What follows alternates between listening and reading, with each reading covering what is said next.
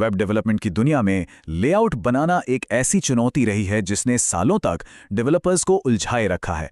लेकिन अब घबराने की कोई बात नहीं, क्योंकि आज हम CSS फ्लेक्सबॉक्स को मास्टर करने के लिए एक आर्किटेक्ट के ब्लूप्रिंट को समझने जा रहे हैं।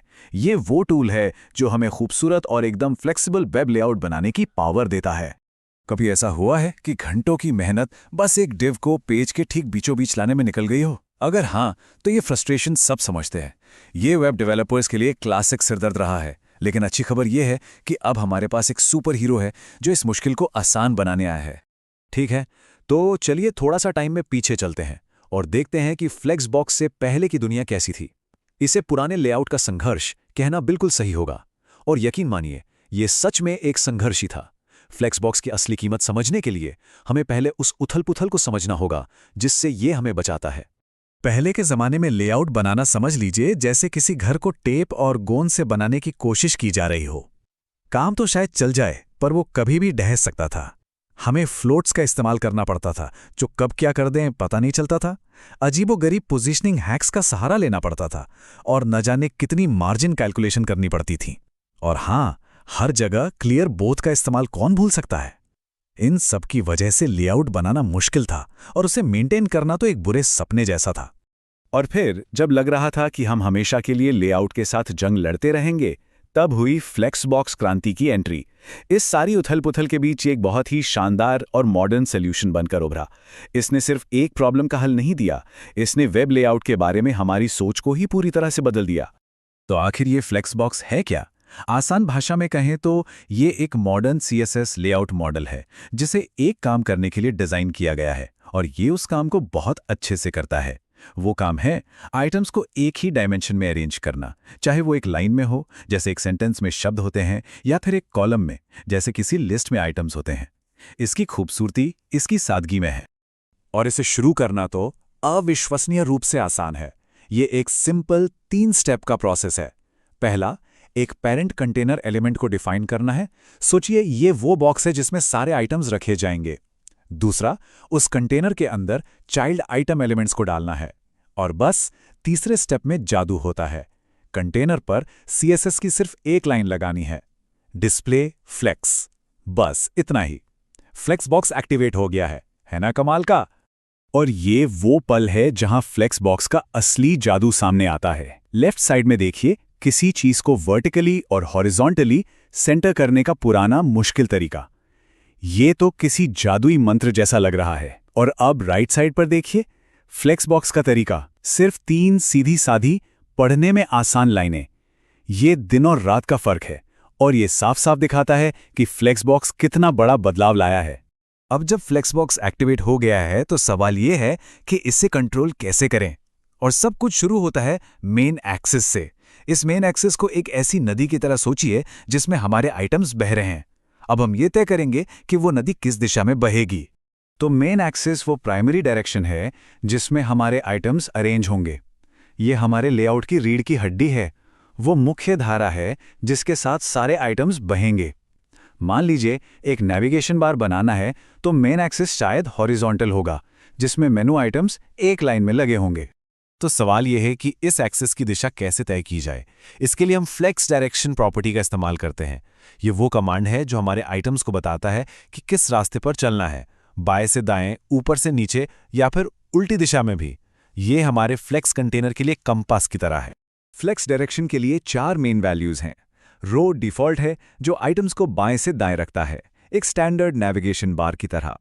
रो रिवर्स इसे उल्टा कर देता है, जो कुछ खास लेआउट्स के लिए काफी काम का हो सकता है। कॉलम आइटम्स को ऊपर से नीचे रखता है, जैसे एक साइड बार। और कॉलम रिवर्स नीचे से ऊपर जाता है, शायद एक चैट इंटरफेस के लिए ये परफेक्ट होगा। ठीक है, नदी किस दिशा में बहेगी ये तो तय हो गया, पर अब अगला सवाल ये है कि हमारे आइटम्स उस दिशा में बटेंगे कैसे। और इसके लिए हम जस्टिफाई कंटेंट नाम की एक बहुत पावरफुल प्रॉपर्टी का इस्तेमाल करते हैं। अगर फ्लेक्स डायरेक्शन नदी का बहाव है तो जस्टिफाई कंटेंट ये तय करता है कि उस नदी में नावें कैसे खड़ी होंगी। इसकी कुछ सबसे कॉमन वैल्यूज हैं। फ्लेक्स स्टार्ट, जो सारे आइटम्स को शुरुआत में एक साथ पैक कर देता है। सेंटर, उन्हें बीच में एक साथ ले आता है। ये वही जादू है जो हमने पहले देखा था। स्पेस बिटवीन, पहले और आखिरी आइटम को कोनों में धकेल देता है। और बाकी के बीच बराबर स्पेस बांट देता है। और स्पेस अराउंड हर आइटम के चारों ओर बराबर स्पेस देता है, जिससे उनके बीच एक अच्छा गैप बना रहता है। तो मेन एक्सिस तो हो गया कंट्रोल, पर कहानी यहीं खत्म नहीं होती। एक अच्छा लेआउट तो 2 डायमेंशनल होता है ना? तो चलिए अब दूसरे डायमेंशन को कंट्रोल करना सीखते हैं। अब हमारा फोकस होगा क्रॉस एक्सिस पर आइटम्स को अलाइन करने पर। यहां से हम अपने लेआउट की फाइन ट्यूनिंग शुरू करते हैं। क्रॉस एक्सिस को याद रखने का सबसे आसान तरीका यह है कि ये हमेशा मेन एक्सिस के परपेंडिकुलर यानी लंबवत होता है। तो अगर मेन एक्सिस हॉरिजॉन्टल है एक लाइन की तरह, तो क्रॉस एक्सिस वर्टिकल होगा एक कॉलम की तरह। ये हमेशा एक प्लस का साइन बनाते हैं। ये एक बहुत जरूरी नियम है, इसे याद रखना होगा। जैसे जस्टिफाई कंटेंट हमें मेन एक्सिस पर कंट्रोल देता है, ठीक वैसे ही अलाइन आइटम्स हमें क्रॉस एक्सिस पर कंट्रोल देता है।